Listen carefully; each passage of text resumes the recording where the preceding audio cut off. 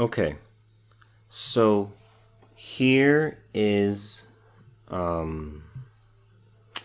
Jay Gruden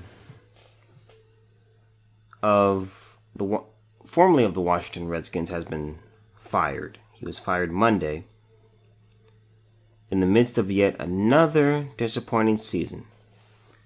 My Patriots knocked him off 33-7, which made the Redskins 0-5. It became clear he would not continue as the team's coach beyond this year. Team owner Daniel Snyder and team president Bruce Allen met with Gruden early Monday morning at Redskins Park to deliver the news. Through the first 5 games of the 2019 season, the team has clearly not performed up to expectations. And we all share in that responsibility, the team said in a statement.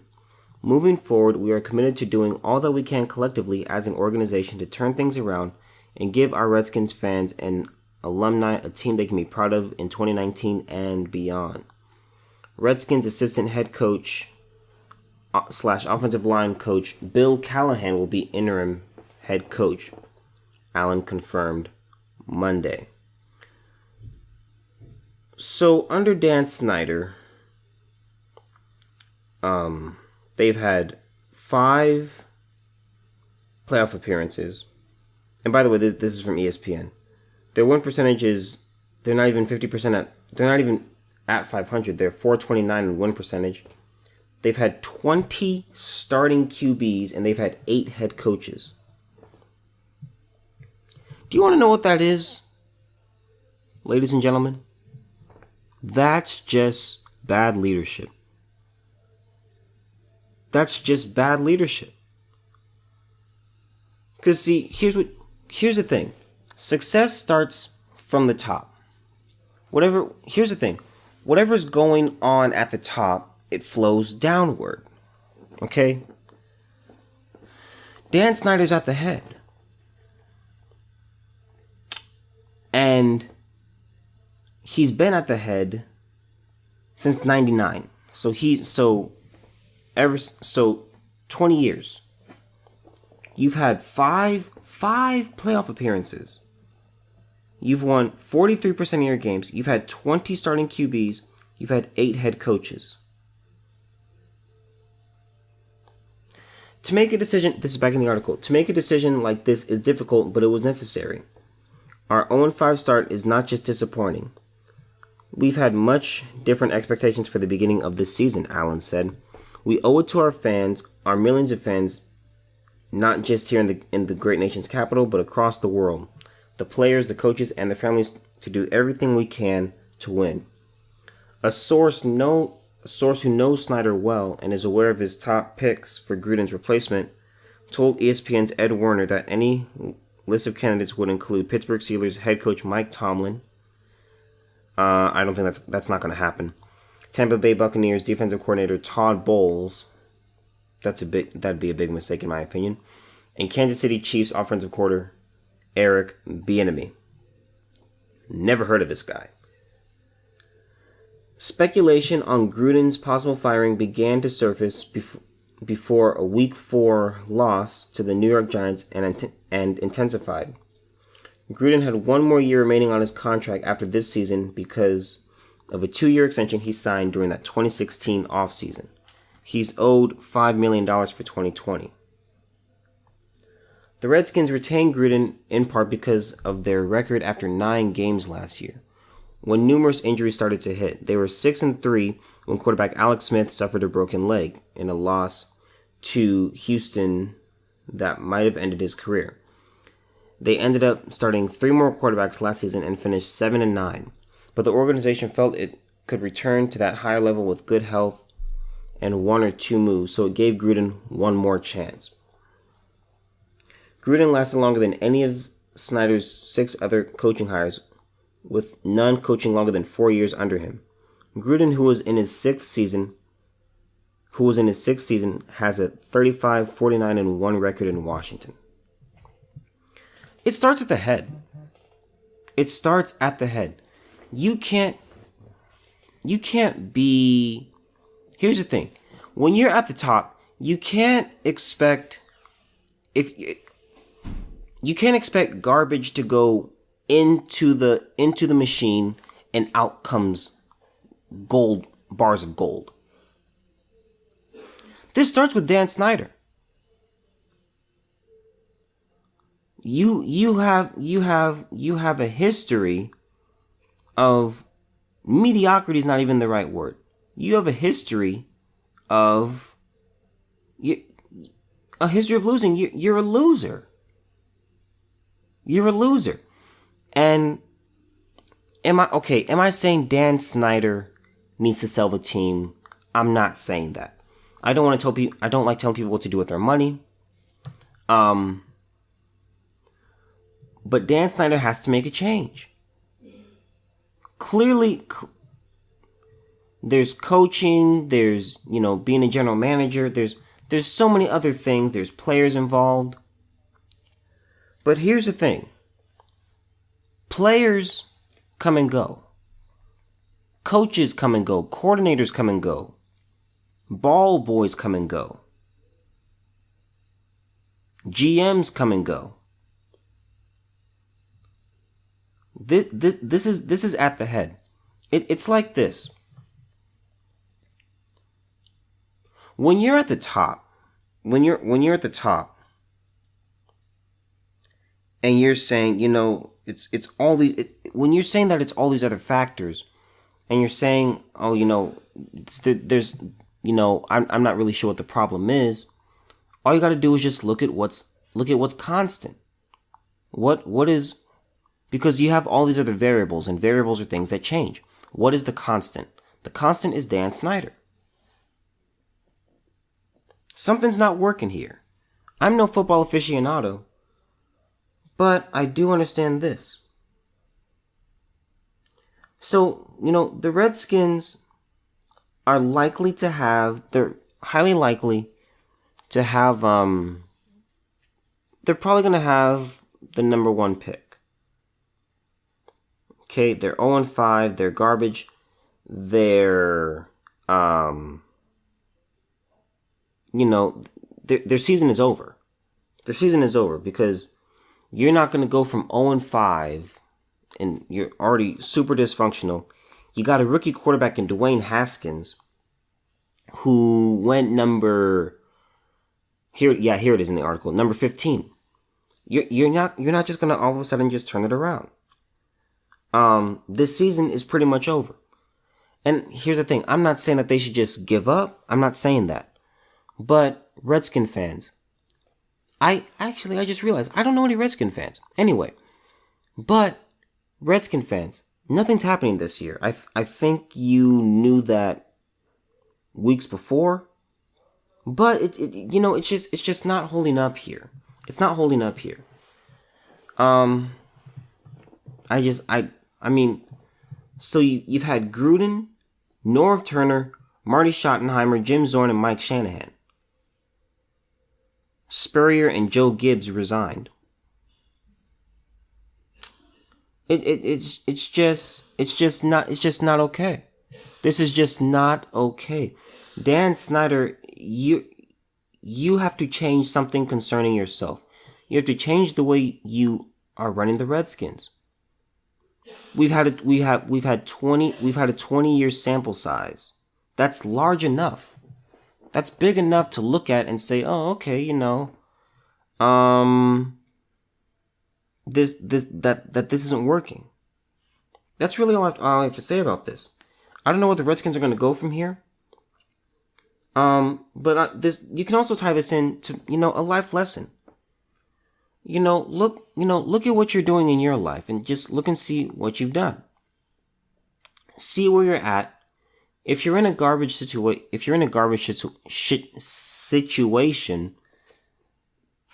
I don't know why I just struggled with that word. If you're in a garbage situation, look at yourself and say, okay, how did I get here? Or not even just a bad situation. Look at any situation that you're in and just say, okay, how did I get here? What is the overall trend of my life? Where am I going? Am I going up? Have I plateaued? Am I going down? Do I have highs and lows? Well, obviously you have highs and lows, but are you spiking and plummeting? what are you doing? Like, what is your overall trend?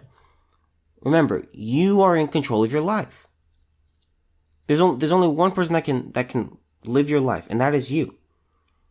So you have to look at yourself and say, okay, am I doing everything I can to be in the best possible situation? Have I done everything I can do to improve my lot? And when you're there at the bottom and you're there, just swinging low and just striking out and all of these things, and you're just having bad luck, you can't get a break, and you have all these problems. Look at yourself before you look at others. Now, I already wasn't a fan of Jay Gruden. But Jay Gruden wasn't there for 20 years. Dan Snyder was. Look at yourself. How old are you? I'm 20 years old. Overall, I've got a lot of great things going for me right now. As you guys know, I've got the book coming out. I'm doing a lot of things. I've got a lot of different businesses going on. And so it's just, it's a matter of time before we see, how successful they're going to be. But that's just kind of what I want to go from here. Just look at yourself and say, okay, what's going on with my life, and what do I want to, what do I want to do with this? What do I want to do with this? Because remember, you can't. Remember, it's like this. Fortune. This is my friend's favorite saying. Fortune favors the bold. So there are people who, in their life, they went out on a limb and they said, you know what, I'm gonna try it. It may be unpopular, it may not be well liked, but I'm gonna go out and try it and just see what happens. They failed, and then they failed again, and then they found something and eventually succeeded, and it just took off. But overall, I'm just saying, just take a lot of your life and just take responsibility for your life. Now, I will concede, there are some things that are out of your control. That is a part of life. But most things, I would say 95% of what happens in your life is on you. Your success is because of you. Your failures are because of you. Overall, your health is because of you. Now, genetics do play a factor, but as I like to say, genetics load the gun. Lifestyle pulls the trigger. Anyway, that is that topic. Now, I want to go to this unfortunate story. This is unfortunate. I let me say this. Let me preface this. As I've said before, I've never been to a house party. I've never been to anything like that. I don't drink, I don't smoke, I don't do any of that. But here's the situation. There was a 19-year-old girl who was trampled to death on the staircase at an overcrowded house party. Now, this 19-year-old girl is very pretty. She's very pretty. Her name is Sofia Cristani. That's a pretty name. Pretty face, pretty name. She has braces. That's cute. Nice hair. A very, very good-looking girl. I don't know how smart she was, or, how she did academically. But this was a young girl who's gone because she was at a house party. Now, I'm not saying to, avoid house parties. That's not what I'm saying at all. But here we go. A 19-year-old student attending a house party in New Zealand was crushed to death on a staircase where revelers were pushing and shoving in every direction. The victim, identified by Kiwi news outlet Stuff as Sofia Cristani, became buried under an avalanche of bodies Saturday night as partygoers trying to make their way up a staircase reportedly succumbed to those trying to make their way down, resulting in more than 4 dozen students crashing to the floor. Okay, this is just stupid. This is absolutely stupid. This is just dumb. You can't put, this is a house. Okay? This is a house. You can't, okay. So more than 4 dozen, so 48 people were on this staircase. You can't do that. You can't put that. That's just stupid. Now, I'm gonna be real here. What likely happened? They were drinking, they were smoking, they were horny, they weren't thinking, their inhibitions were lowered. They just weren't the most reasonable people, and this tragedy happened. This is really sad. This is terribly unfortunate. The tragedy occurred at the Manor Dormitory in the city of Dunedin.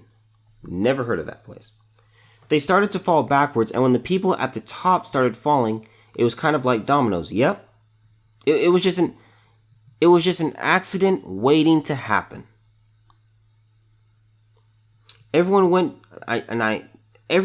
went down, and the people at the bottom of the stairs just ended up in a pile of people.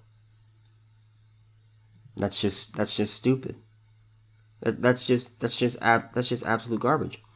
Partygoers were still trying to force their way into the home around midnight when police arrived, according to that appalled observer. Rescue workers unraveled the twisted bodies to find Cristani fatally injured and 2 other people seriously injured. So it was just a giant web of people just stuck. They couldn't get themselves out because the people at the bottom, rip. I mean, you've got 40 plus bodies on top of you. Just one person is heavy.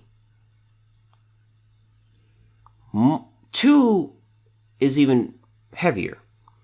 But we're talking like multiple bodies that it's just unfortunate. It's just unfortunate, and it's so sad, and this could have been so easily preventable. So easily preventable. Cristani, who leaves behind she's got a twin sister. Okay, so there's someone. Okay, well, remember that. Cristani, who believes behind a twin sister, was remembered by former educator as a cheerful, positive, and personable young woman. That's always, death is very interesting. Whenever someone dies, we always talk about the good they did and just, the joy they brought. I was talking to my friend over the weekend, and we were talking about Selena. The one who got blasted while she was young, and her career was on the upswing, and her life was ended short. And I was talking to her because we were listening to what is that song? Bitty Bitty Bum Bum? That song, I think. We were listening to that, and I just said, I was like, she was iconic. But I would say she's slightly overrated. And eventually we talked about it, and he said, nah, man, she's iconic. Like compare anyone else to her. And I said, that's what I'm saying. I'm saying she's iconic, but because of how she went out, because of death, because she was shot by, if I remember correctly, it was one of her employees that just lost it temporarily. I think, if I don't remember the details. But I was like, I was like, her image now is just overinflated. Now, I'm not saying Sophia wasn't a cheerful, positive, or personable young woman. I'm just saying I find it interesting that people take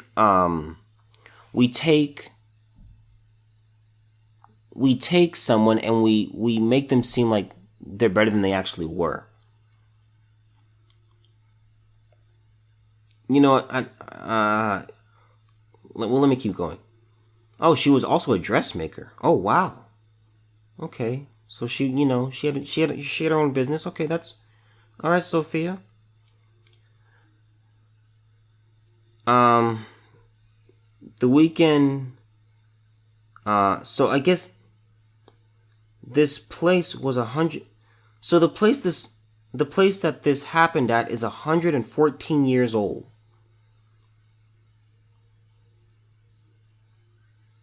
And it's 5 bedrooms. It's a 5-bedroom, 2-level home that reportedly had a history of hosting parties. There were said to have been hundreds of attendees at the home on the night Crestani died. Gone too soon. Gone too soon. Well, I shouldn't say that. People die. Overall, God knows when people are going to die, and He knows their time. So gone too soon doesn't really hold. But it's just this is someone who. This is just unfortunate. I mean, she was pressed to death. She was crushed to death by hundreds of pounds of people worth of people. That is not. I mean, that's like that. Have you ever seen The Crucible, where Giles Corey is he's getting tortured, and they're torturing him by pressing him, and they just keep putting stones on him, and he says the iconic line. He says the iconic line, "More weight." And they keep adding, they add another stone to him, and then, his body just gives out. That is a slow and painful death. So her body was like compressed, and it hurt, and she was in pain. Because there were people on top of her, she couldn't breathe. So she probably started to hyperventilate because she probably started to panic. That didn't help anything. And then she died. This is sad to see. I'm gonna say this. I've never, as I said, I've never been to a house party. I've never done anything like that. But if you're gonna do it, be smart and be safe. Be smart and be safe. Don't get blackout drunk. Whether you're a guy or a girl. Keep your wits about you. Don't go by yourself. Have a designated driver. Do all these things. Take precaution, and this is just dumb. This was an accident waiting to happen. You can't have 48 plus people going up and down one staircase in a home. The place is 114 years old. It was just a matter of time before the stairs gave out. How sad. How sad. I've she's gone. She's not coming back. Here's the thing. I certainly hope these people just learn. I hope certainly these people learn something. That's what I hope. And hopefully those other 2 that were seriously injured, hopefully they make it through their injuries and things don't get worse. But if you're gonna go to a house party, just be smart and be safe. I never understood the idea of going to a place or just getting drunk to the point where you can't remember something, or your inhibitions are just lowered to a point where you're pretty much useless. I don't understand. You can. I'm gonna say this. You can have fun without getting drunk. You can have fun without going to a party. And if you go to a party, you can have fun. Just don't go crazy. Don't lose it. Just keep your wits about you. Man, this is sad to me. I mean, I've never seen a headline like this, where someone gets crushed to death because of a house party. It's just sad. It's just sad. But anyway, she's gone and that's it. Beautiful girl. Beautiful. Absolutely. Gone. All right. Bernie Sanders. Oh, let me say this. Let me start with this. I'm glad and I'm grateful that Bernie Sanders is okay. I'm glad he's healthy. I'm glad he's recuperating. I appreciate all of that. But we got to talk about it. This age thing. Bernie Sanders is 78. He's 78, I want to say. Well, let me ask you guys this before I make a conclusion. How do you guys feel about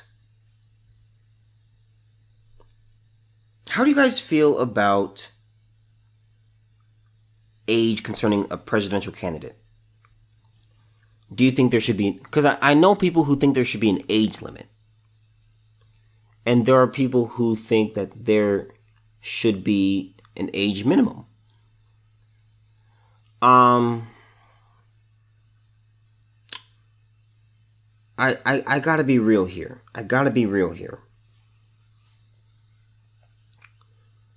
This worries me, and let me say this. Now, I know Donald Trump, I want to say, this just off the top of my head, I think he's 70. I think he's either 70 or 71. Here's the way I look at the presidency. When you are the president, I believe it is your job to represent the country well in every way possible. So, policy, looks. So that involves, having a nice body, having a good body, being, physically attractive, being physically in shape. One of the things I don't like about Donald Trump, and you guys know I'm right when you guys know I support Trump, but to me, I look at Trump and I compare him to Obama and it's like Obama had a nicer body. Obama exercised. Obama did all of those things. I look at Trump, I'm like, Trump, your gut is disgusting. It's just hanging over, and it's not becoming of someone of such a high office. It's not. I believe the president they need to be healthy. They got to be in shape. They have to eat well. I'm not big on, that's kind of my thing with JFK. JFK was a good-looking dude, but JFK had a lot of health problems. When you have a lot of health problems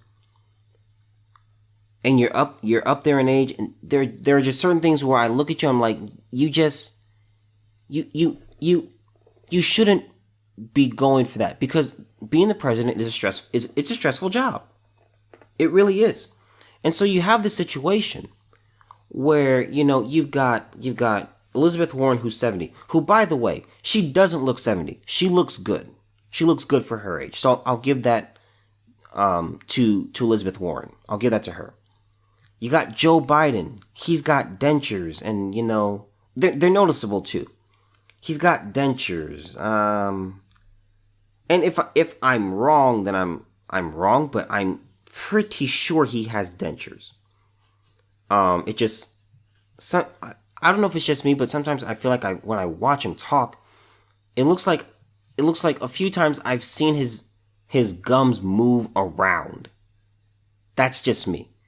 I could be wrong, but I'm pretty sure I'm not. Bernie Sanders, 78. He first of all, he looks like a crazy person just with his hair and all of that. Forget his politics. I say this. I'm just not big on things where we take people and we say, okay, you are too old. You're too old. You don't look it. And I gotta say this to Democrats. You know, people who support Bernie Sanders, you can like his policies, but it's just like, look, man, Bernie's too old. Bernie very likely, it's very likely in 15 years Bernie Sanders will not be around. He'll be 6 feet under. I don't wish that upon him. I wish people to live a long, healthy life. But let's just be real. The man, he's not 28. He's 78. You just got to be real here. And it's like, okay, so you're writing these old candidates, and it's just like, that's not the way to do it, because things are changing. So what you got to find, you have to try to find moderates who are young, have good policies. They're not crazy. They're not super far left. Just find that. And we can disagree on the policy, but it's like when people push for Bernie Sanders, I'm like, this man just had a heart attack on the campaign trail. So he's not even president. And remember, campaign trails, they are tiring. I mean, what a marathon. You're always traveling, doing interviews, you're doing press releases, speeches, you're memorizing stuff. Your staff is telling you stuff, you got to remember that, you got to remember something else, you're doing interviews, you're doing so much. And here's another problem I had. Bernie Sanders, this whole thing happened, so he had the heart attack Tuesday. He had it Tuesday. He had a Tuesday evening. But here's my issue. And I'm right here with Tim Pool again. I may just contact Tim Pool and just tell him, look, man, we're on different parts of the political spectrum, but you and I are like spot on, or not spot on, but you and I are pretty much seeing things the exact same way, with slight variation. I'm a communications major. Tim Pool said he's been in PR. When you have, and I have friends in PR who study PR. When Tuesday night, they should have said, okay, Bernie Sanders has had a heart attack. His campaign should have just come out and said it. They should have just said, you know what? Unfortunately, Bernie Sanders has had a heart attack. He's doing well now. The campaign trail, it's long, it's hard. He's 78, he's up there in age, and it just finally caught up with him. But they didn't do that. They waited till Friday, and Tim Pool was on the money here. When you do a press release on a Friday night, that's saying, okay, we came forward, but you're pretty much covering it up. You know why? Because people go out on the town on Friday night. They go clubbing, they go to bed early. Friday, they try to cover it up. They should have just come out on Tuesday, right when it happened, and said, look, this is what happened.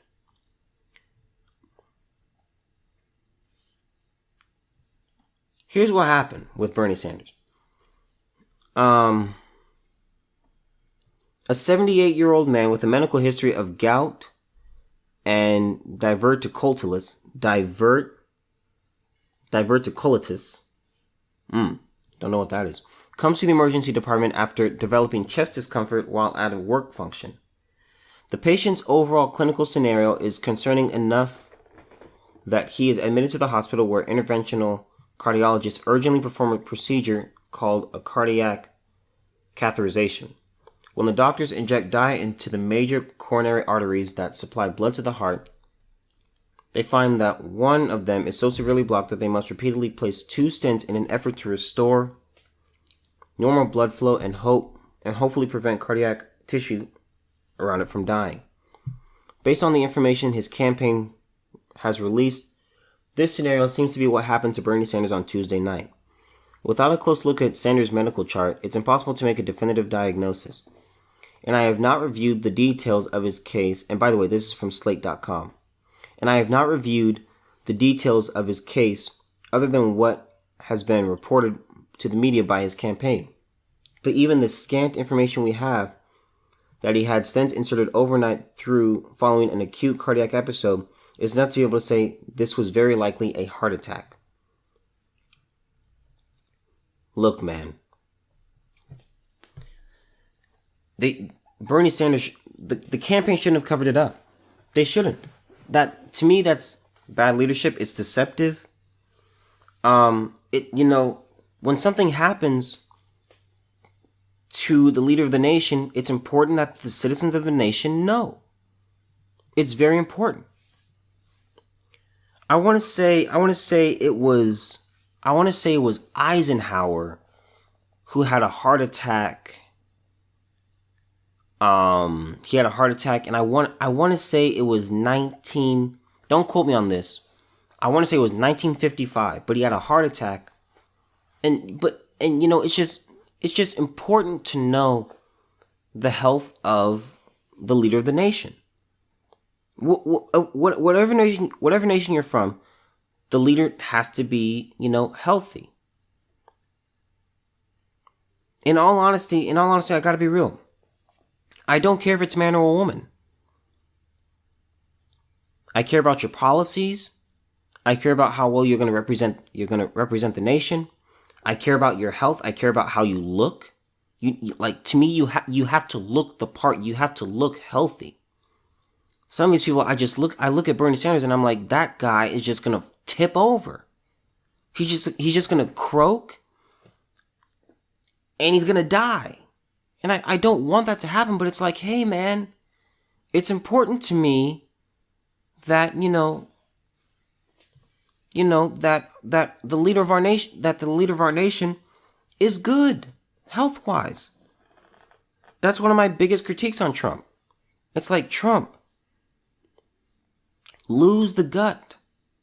Lose it. Eat right. Exercise. Do the things that you have to do to help yourself make your job better. Working out is so beneficial. So to me, Bernie Sanders really took a hit. And it wasn't because of his politics. It was because his health, and to me, this is just really big.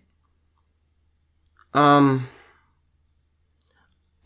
don't know if there should be a minimum age for the president.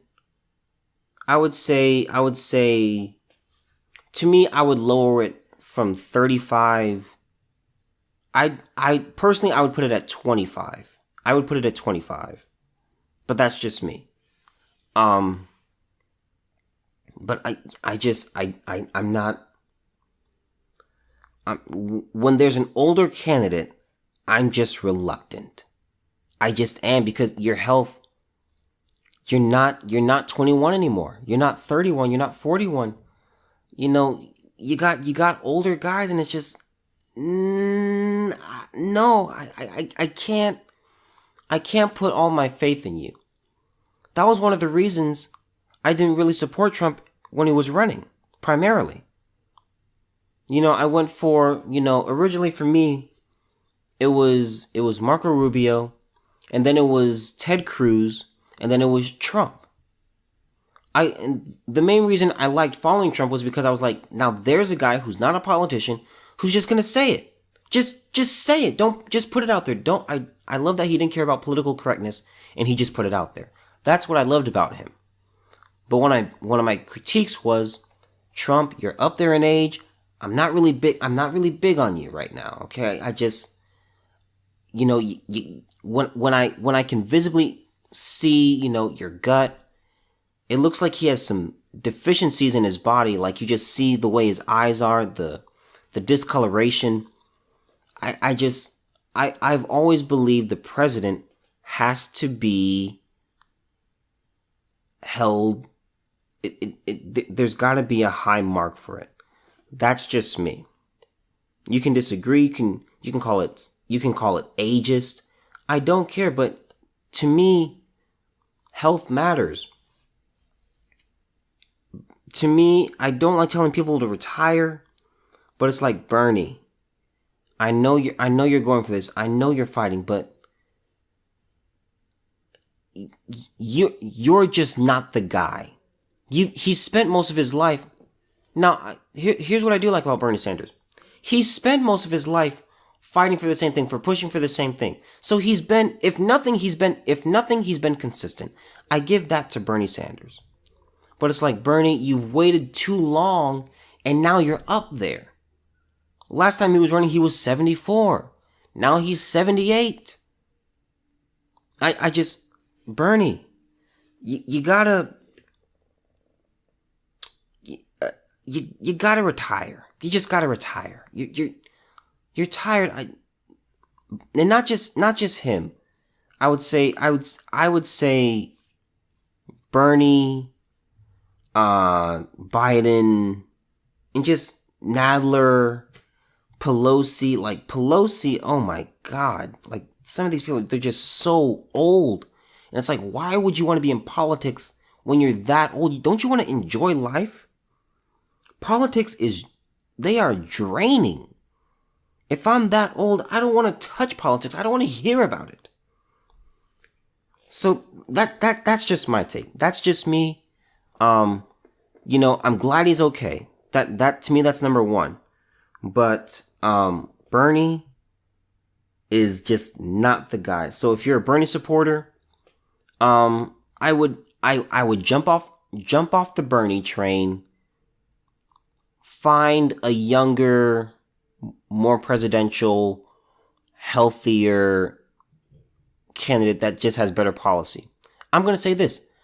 I like Tulsi. There's another place where I agree with Tim Pool. I like Tulsi Gabbard. Andrew Yang, I'm not really big on, but I do like Tulsi Gabbard. The fact that she's a woman, I don't care. Good looking woman, young, served her country in the military. I think she's a fine candidate. I just disagree with her on some of her policies. But relative to some of the other candidates, like, my God, I just don't know. So we'll see what happens. But Bernie Sanders, if I were in an elevator with you, I would just be like, look, man, I'm a right winger, but I do commend you for your consistency. I commend you for your work. But for your sake and for the sake of your health, you gotta hang it up. You gotta hang it up.